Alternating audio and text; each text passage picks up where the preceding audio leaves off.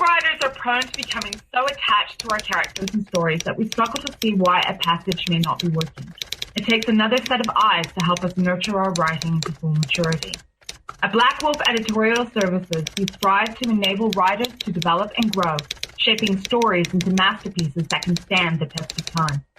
Editing services are provided for all genres and all age categories. Services range from critiques of the short story through to line edits of the full-length novel and copy editing for those preparing for publication. We also offer assistance on generating a writer's bio for your websites, as well as help with those book blurbs and promotional material. We won't abandon you to the masses. We want to celebrate with you in your successes. Black Wolf Editorial Services, nurturing your writing into maturity. For a full list of services and prices, visit us at blackwolfeditorial.com. You're listening to the Spark Radio Network, internet radio like you've never heard before. Innovation, creativity, and imagination are all said to begin with a spark. So fasten your seatbelt and take the ride of your life and listen for the spark. This is Shut Up and Get a Customer here on KLRN Radio. Sales insights for those looking for an unreasonable amount of success. Featuring Dan Jordan, the sales energizer. Online at RemedySalesMatch.com. Dan Jordan's advice, shut up and get a customer. Find out more at RemedySalesMatch.com. You know, this is great. Marquis. Yes. I knew Dan before. They gave us another. My head may explode if you don't lower these things somehow. Well, I'll just lower them. Well, lower them a little more. Okay. Head explosion. There we go. Very good. Yeah. No. I mean, I'm allowed. I told you that. My sister always told me that I've always had wax in my ears because it's my body trying to protect itself from loudness. Hello, and group out there. This is Shut Up and Get a Customer. I'm the Deej. Thank you again for listening. And remember, this show at Wealth, Fame, and Good Fortune is at your beck and call if you simply focus on one thing and one thing every day, and that is get a customer. By the way, even if you're not a salesperson, get a friend. Do something. You know, a weird thing happened. A lot of times, Marquis, I've practiced and I have show notes. Oh, you do? Oh, yeah. You might know. For this show? Yes. Yeah, look.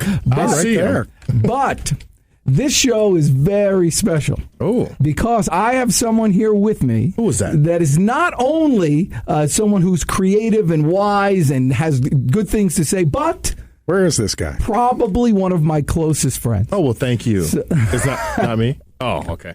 So this is a guy that I can count on to carry me. He's a perfect wingman. So even if I've given him no preparation, no idea of what we're going to talk about today, because I really don't know. But I know that my friend Tom Nixon will be able to pull some magic out of this hat. Say hi. I'm glad you said out of my hat. Hello, everyone. Hello. Tom Nixon is a world-famous, he doesn't think he's a salesman, but he really is. He has the magical ability of making PowerPoint actually interesting in a presentation. He does not.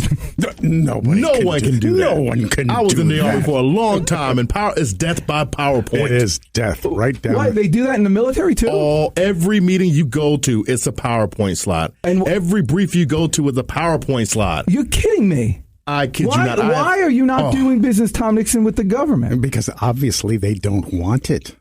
Well, do you think they want to deliver clear messages to people? Oh, no. Do you think they want to communicate? I've created hundreds of thousands of PowerPoint slides. I promise you. Wait a sec. This is all new. Get away. You're telling me that the generals or who's giving you these briefings? Everyone. So every week we have a training meeting, and every training meeting entails everyone in the battalion, the battery, the division level, the brigade level. Each small individual level has a meeting about what's going on in that unit. Or that particular so what do these PowerPoints look like? Oh, they look like your generic PowerPoint slide with your battalion, brigade logo, the names, Hey, this soldier has an Article 15. This soldier's on leave. This soldier's sick. It's so boring. You must get a lot of sleep. Oh, I did during those meetings. He's got 5 kids. The guy gets no sleep. Sleep is involved in that whole equation somewhere, I'm sure. He's got the whole thing going on. Well, So how do you make it interesting? Would they allow? I mean, who makes these PowerPoints? The soldiers do. I used to make them all the time. Yeah. Was there ever any training? No. You just get on there and you just wing it. Well, this is weird, but this is the Army. Yes. Yes, this is the people that are protecting us from evil forces around the world. The word Army and just wing it should never be in the same You sentence. have no idea. Really? Gosh, I don't even want to talk about that. Yeah. That's crazy. But it's a problem. Let's say, Tom Nixon, you actually have something that could help them. And could it help them? What does a good PowerPoint do?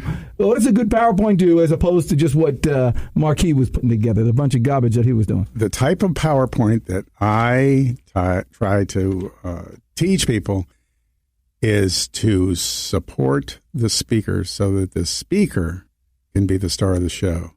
And if the speaker doesn't want to be the star of the show, which I would guess would be about 95% of the people in the Army, then they don't have any motivation to have good PowerPoint because they want PowerPoint to take over everything. Mm-hmm. And they So do you just read it? Oh, yes. And then what happens is you'll get those commanders who will be like, I can read. Yeah, Next slide. that's exactly. And you're like, this is what you wanted. Now, This is what you emailed me about. there is a great piece of advice, and it has to do with the military, that I think I heard it a long time ago, but it's been constantly reinforced by a fellow I do a lot of work with. His name is David Greenberg. David Greenberg talks about working with the Marines. He's a rock star, by the way. David Greenberg is a rock star in presentation, coaching, and skills. And he calls it the BLUF strategy, BLUF. Have you ever heard of that? Mm-hmm. Okay. You have? Yes. Yeah. It basically means when you make a presentation, you put BLUF, bottom line up front. Yep. In other words, consider there's a general sitting in your audience. You walk in, you start going blah, blah, blah, blah, blah, blah, blah. And he stands up and says, what's the bottom line? You want to know where we're going with this. What's the decision? So the example that I think David has used a lot is you walk in, your presentation begins. You say, we need 10,000 soldiers in wherever, in the Panama Canal. Baltimore? By the end of, in Baltimore. By the end of tomorrow, what questions do you have for me? So you'd just lay your big deal right out on the table, bottom line up front, and then you start having a discussion about it. And so they're not using the PowerPoint. They can use PowerPoint to format the discussion or to frame the question or to give some background information. You see, that's the whole thing about sales. You say people try to use the tools, but it's always about the person. It's always about the presenter. Mm-hmm. I was in the bathroom the other day. This is not going to go well. It always goes well. Most of his stories start this way. This is true, though. I'm there. Yeah. I'm going to the bathroom, and there's a guy there. He was in the one area, and I was in the other area. This is his own personal bathroom. And the guy is on the phone talking to a client. I mean, it was an obvious sales. He was selling water treatment things. I don't know what he was doing in the bathroom. And then, you think he's going to have a little decorum, so he flushed. Yeah. On the phone with the customer, he flushed. I'm thinking, this is crazy. Then I'm watching this. Now I'm. That was probably a $50 million deal right there. I don't know what he was good. He was a good sales guy, but he was in flushing. So then, but I guess when he got out to the hand washing place, he thought, the hand washing would cause too much noise, and so he didn't want to let him know. So then he walked out without washing his hands. Oh my gosh. Water filtration. Men do that. I wouldn't. Men do that. Men do that all the time. Yeah. You ever notice that? Yeah, I've noticed it a lot. Yeah. Yeah. Do you ever now? If you've been in a hospital recently, I've been in a hospital a number of times visiting some folks. A lot of times in the hospital, they'll put a trash can right by the door to the bathroom. They should, so you can open the door with the. You open the door with your hand towel, and then you can walk out without touching the.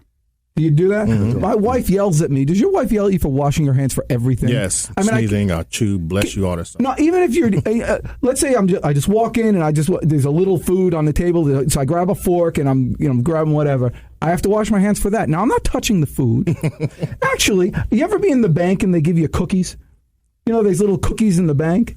So you don't go to those kind of banks, lollipops. There's a bank and there was cookies, and there was, usually there's 10, and they have a little tool to use the 10. But if there's only one left, do you need to use the tool? Well, I don't know. That's certainly. All right. Well, listen, we could do a whole show about that. We're going to figure that out when we get back. On the other side, remember, if you want to check me out a little bit more, go to my website, RemedySalesMatch.com. Follow me on Facebook. Do all that other garbage, and I'll see you in a couple of seconds.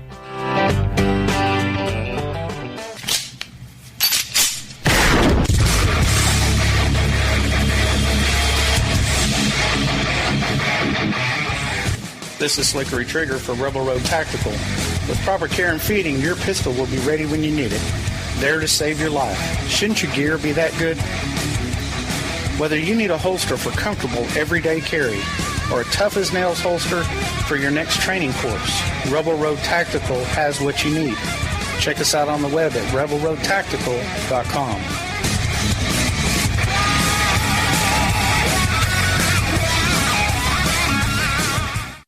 Is debt beating you down? You need discipline. You need the Debt Ninja. If you've been caught in a financial trap and need to be set free, then you need the Debt Ninja. Want to stop those harassing collection calls, start saving thousands in interest and fees, and get out of debt fast? Then you need to call the Debt Ninja. The Debt Ninja will find the best companies across the country that will help you consolidate all your bills into one easy payment, reduce your payments by 30 to 50%, and get you out of debt fast. If you have unsecured debt of $10,000 or more, such as credit cards, loans, or medical bills, call the Debt Ninja for a free 15-minute consultation. Call 800-826-1246. 800-826-1246. That's 800-826-1246. Call today. The Debt Ninja. Now, on to the next segment. Here's your host, Dan Jordan. Oh, I need to Marquis. Yes. So in the break, I told Tom Nixon that he had to stand up because it makes your voice better. By the way, for you salespeople out there, absolutely stand up when you're talking. You got to stand up. If you're cold calling, you're doing anything, or getting money, if somebody calls you on the phone, stand up. All of a sudden, look how much better. Your voice is so much different. You're so much better. You can't, it's like an immediate change. The other thing you can do is put a mirror right in front of your desk, too, so you can look at yourself talking. Now, you feel like an idiot. Don't get me wrong. But you'll make more sales. You'll make more sales. Absolutely. Is this proven? Absolutely, it's proven by me and anyone else. And then Tom Nixon told me that Rush Limbaugh stands up. Do you have a Ditto Cam? No. You don't subscribe to the Ditto Cam of Rush? No, not the Rush Ditto Cam. No, you Neil can't do Bortz that. used to stand up all the time. Tom Nixon, why don't you tell the fans what you do? I'm a graphic designer. Oh, sorry. I design graphics. 35 years I've been doing this craziness. I got involved in photography, and that didn't earn me any money. So I got into graphic design. I love doing print work. I love going to a printing plant, a huge printing plant, and seeing all the jobs there and feeling and smelling all those chemicals that rot your brain out. Very, very exciting. See everybody's work. I love that. Really? But print died. So what do you do now? Well, I design PowerPoint. So print lives digitally. Print lives digitally. So about 10, 12 years ago, well, actually, about 25, 30 years ago, I was designing slides for a speaker. And they would be photographs. I would lay out a page or whatever, and I would photograph it and turn it into an actual slide that would go in a slide projector. And was he good? The speaker? No, he's terrible. Really? Oh, he's horrible. Well, who was he? Oh, I can't tell you. Why not? Is he still alive? No, he is not still alive. So there's absolutely no... A, we have 3 listeners, and B, he's not alive. His name was Conway Hunter. I can't believe you said his name. What's wrong with what does it matter with you? No credibility. He was a terrible speaker. He was one of those speakers that would grab onto the podium and hold it with all his strength and just shake and sweat, and he's terrible. But I thought you told me that you worked for a guy that was really good, that changed lives. Oh, yeah. You still love it, don't you?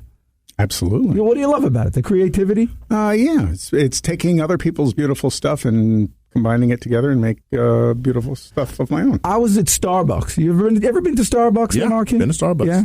Do you get those fufu drinks with the whipped cream? Yes, and I get everything. Do you? No, I don't. No? I normally get like a sandwich or something. DJ gets stuff that looks like swamp water. You get a sandwich? Yeah, from Starbucks. Oh, I can't stand coffee. That's the biggest ripoff. Why would you go there then? Get a sandwich somewhere else. That's some really good sandwiches, though. Marquis obviously is a man of means. I'm at Starbucks the other day, and it was a group of kids. They must have been, I don't know, 9th or 10th graders, young kids. And I was absorbed in their conversation, eavesdropping. I was waiting for somebody. And not that I knew anything that they were talking about. One hated a teacher, one liked the boy, one did that. Who knows what they were talking about. But the excitement and the gleam, with the sparkle in their eyes, it was infectious. I couldn't stop. I was so attracted to that. Do you know what it is? What? Hormones. Hormones? Mine or theirs? Theirs. Oh, thank All they wanted goodness. to do was swap hormones. That's all they wanted. Maybe so that makes the spark in the eye. You are one cynical old man. I am. Well, it makes sense, though. Think about it, And when you're that age, think about when you were that age, 18, 19, 16. You were so full of energy. Yeah. You had that built-up testosterone that you just wanted to go run through a wall. You'd have to walk down the halls with your notebook in front of your Let's not go there. Let's not go there. I gotta go It's there. true. I mean, if the wind blows from the east, all of a sudden, you're saluting the flag for some reason. Oh, my goodness. But so, Tom Nixon... But the thing is, those people, they figured out a way, that sparkle in their eye, figured out a way to get people to want to find out what's going on in their conversation.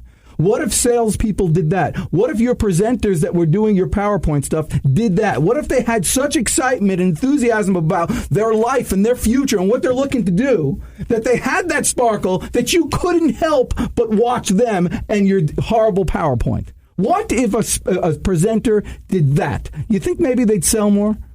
So, are you suggesting that they need hormones? I think they would sell more. I'll answer the question because I don't really know anything about sales, and I hate PowerPoint. I think so too. Right? You see, so the two people on this side of the desk are your mortal enemies. Is that what you're saying? The point is, the tools that you use in your sales presentation, while they could ruin the sale, they can't help it nearly as well as the presenter, the salesperson themselves. That's absolutely true. Work on yourself, not on that product. So why am I here? What? Because what people will do if they don't do your stuff is that they depend on something that's actually making them worse. You got to just give them some stuff that makes them at least equal, so they don't lose when they go in. I think, I've worked with a lot of professional speakers, and I've worked with a lot of executives, people who really feel the need to make a superstar presentation. And the biggest chore I have is getting the PowerPoint out of their way and letting them connect with the audience. Because if they have any kind of personality whatsoever, if you give them the confidence, if you can help them build the confidence to connect with their audience, to talk directly with them and let the slides back them up, they will elevate themselves 1,000%. So what's the best way? Can you use it? Do you use your slides as an enhancer, as a punchline, or do you use it as the main event? Well, I get down kind of into the weeds with this. I've got 3 basic concepts that I try to give people to help Now he's them. talking about pot. That's the whole thing with these guys. That's right.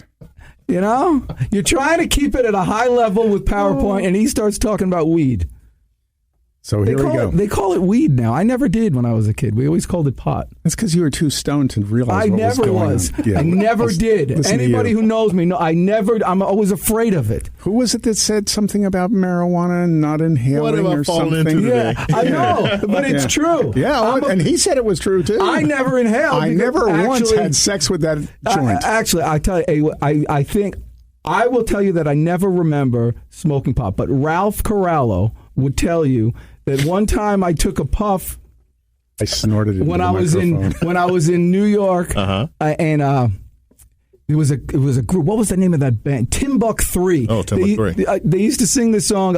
My future's so bright, I gotta wear shades. It was something. Anyway, so I was so blown out on tequila, I jumped up on stage and grabbed the harmonica and started playing. I got kicked out of the bar, and I ran. I'll tell you why I ran. Because I was in New York, and I once saw somebody else get kicked out of a bar. And they took this guy, and they put him on the ground. They put his face down on the curb, and they kicked the back of his head, and they knocked the whole front row of his teeth out. And so that was in my mind. So I ran. But when I came back, Ralph Corallo said that I smoked, that I took a puff of a joint, but though I don't remember it. Well, Jim Rohn had a quote about this. He said, excuses are the nails used to build a house of failure. Amen. That's true. That is true. No excuses. No excuse. So if you took the puff, you took it. No excuses. I know. I'm just saying I don't remember it.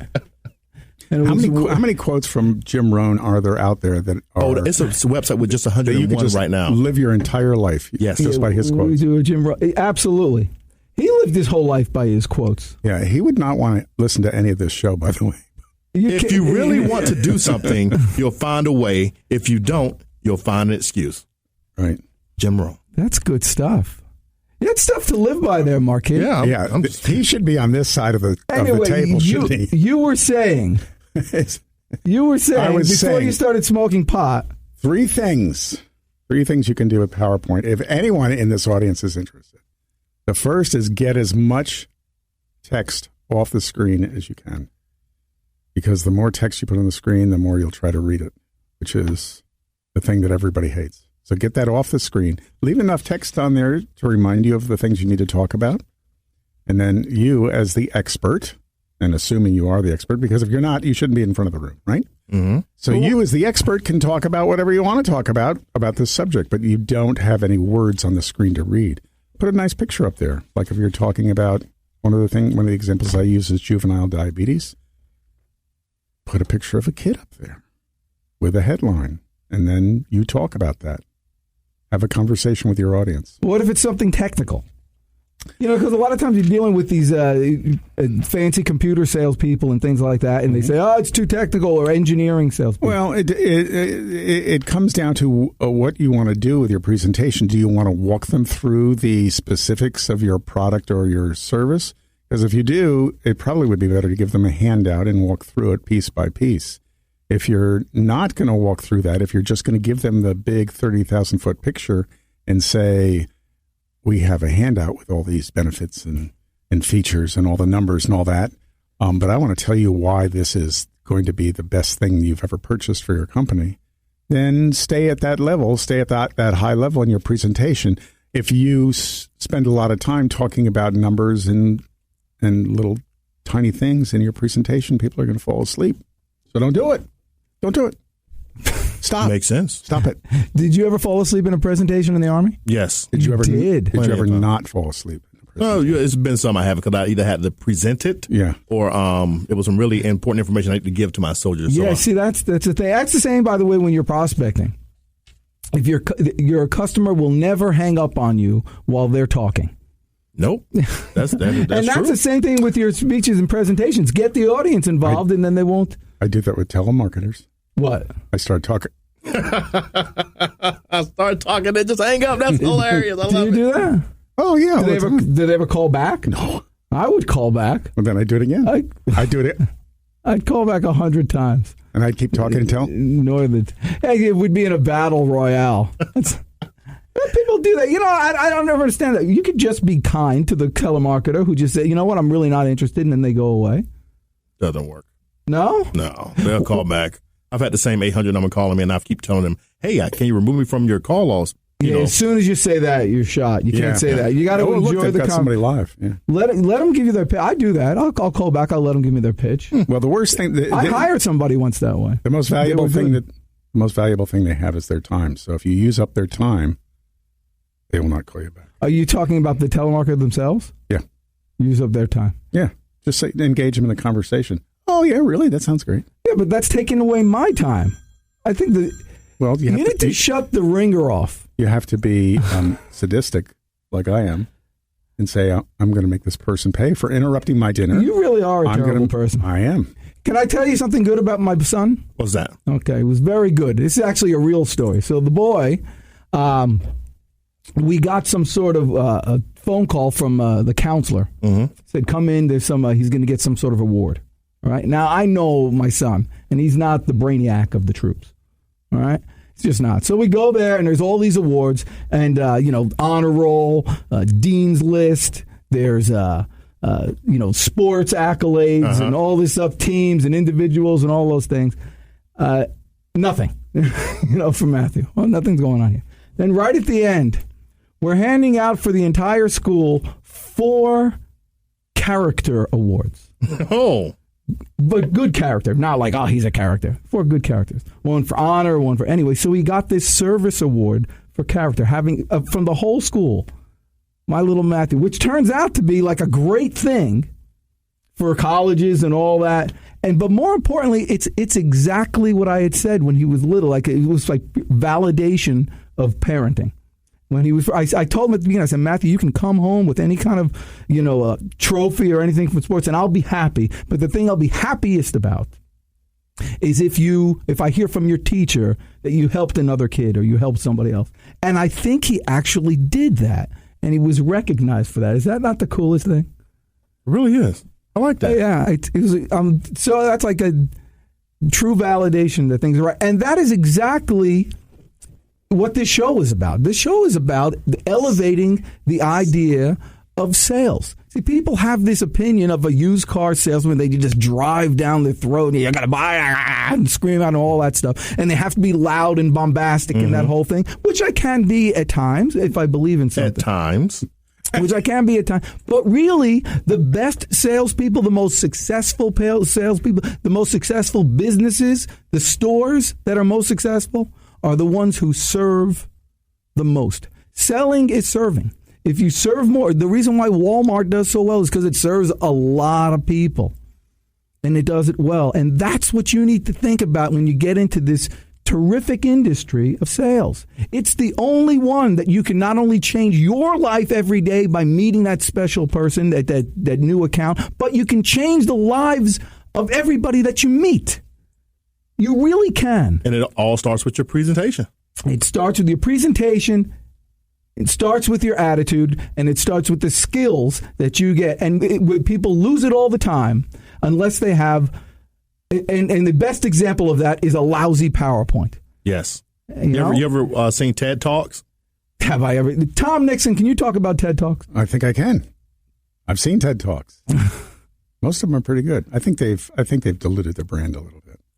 But there are some astounding presentations. That Seth Godin one, that you remember years ago, the way they do the graphics on those TED Talks are exactly the type of thing that Tom Nixon does. And that's beautiful. I love TED Talks. Sometimes it makes me want to invest in some of these companies that I have no real reason investing in.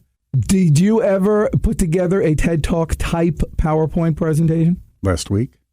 You did? Oh, all the time. Oh, wow. All the time. That's what I do. And you're not allowed to tell me for whom? It was for a large consulting firm in India. A large consulting firm in India? They do $40 billion a year. Is putting up $40 billion? $40 billion. With a B? With a B. With a very large B. And who do you deal with? I dealt with a person who was the person who dealt with the CEO. Well, so let's say some of our many listeners want to get in touch with you. How would they do that? TomNixonDesign.com. That's me. That's my website. And just shoot me an email. There's links on there for all that stuff. They can look at a lot of my work. You can see a lot of what I do. And we can have a conversation and see where we need to go.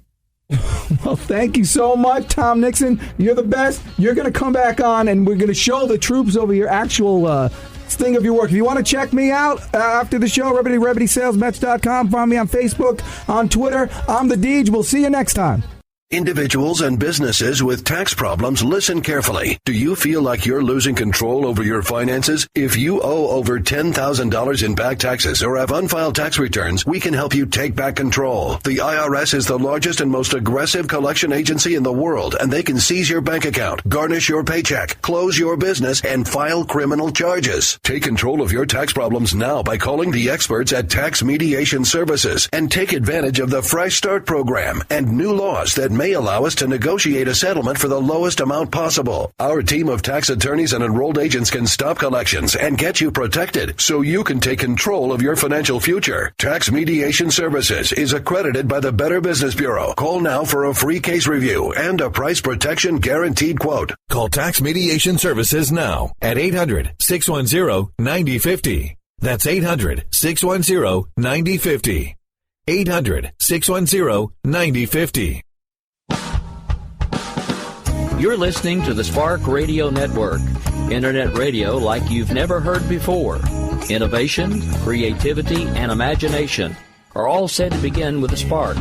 So fasten your seatbelt and take the ride of your life and listen for the spark. Hey, KLRN Radio family, this is Joey Wensler of Wens World. Take a trip with me every single Tuesday, 8 p.m. Eastern. An excursion to Wens World, where variety reigns. Extra